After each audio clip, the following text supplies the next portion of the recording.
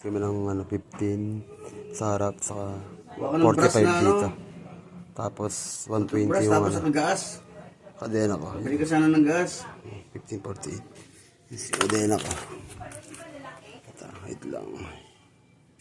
428, 120. And then yung sa likod. Sa likod to, kung papasok to.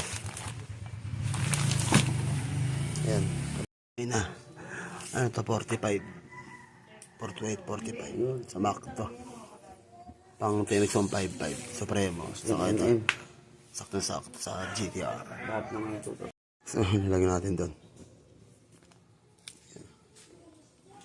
Osaki. Gold talaga siya. Okay, okay na, tapos tayo magpalit ng front sprocket ni GTR no, for 4 years and 10 months na. Ayan no. Ang nilagay ko na pala di Osaki 42815T made in Thailand. So yung ano ko, kadeno kay 428 na 120L. Ayan, so ito.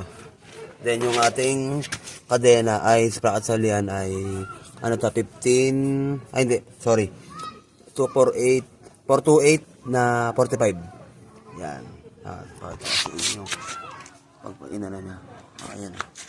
Di ba maangasing lang.